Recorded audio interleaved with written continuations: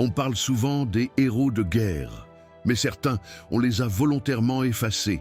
Mary Seacole, elle, n'a pas attendu qu'on lui donne l'autorisation pour faire le bien.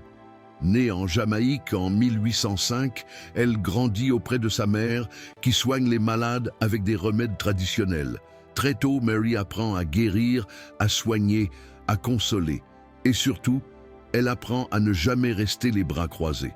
Quand la guerre de Crimée éclate en 1853, un conflit sanglant entre l'Empire russe et une coalition menée par la Grande-Bretagne, la France et l'Empire ottoman, elle comprend que des milliers de soldats sont en train de mourir, non pas seulement à cause des combats, mais à cause des maladies, du froid, du manque de soins. Elle se rend alors à Londres pour proposer son aide comme infirmière. Elle frappe à toutes les portes, même celle de Florence Nightingale. Mais réponse après réponse, on lui dit non. Pas parce qu'elle n'était pas qualifiée, mais parce qu'elle était noire. Alors elle décide d'y aller seule. Avec son propre argent, elle traverse l'Europe, direction la Crimée.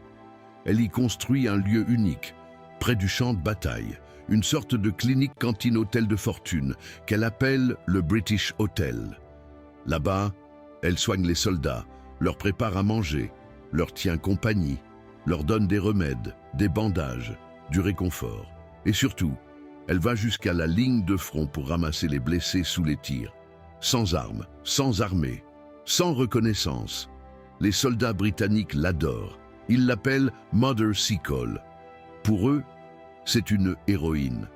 Mais une fois la guerre terminée, elle rentre à Londres, ruinée, oubliée, ignorée. Pas de statut, pas de pension, pas d'honneur militaire. Son histoire a été enterrée. Ce n'est que plus d'un siècle plus tard qu'on commence à reparler d'elle. Aujourd'hui encore, beaucoup ne savent pas qui elle est. Et pourtant, elle a sauvé des vies. Elle a défié le racisme et la guerre. Elle mérite beaucoup plus qu'un oubli. Like, abonne-toi et partage.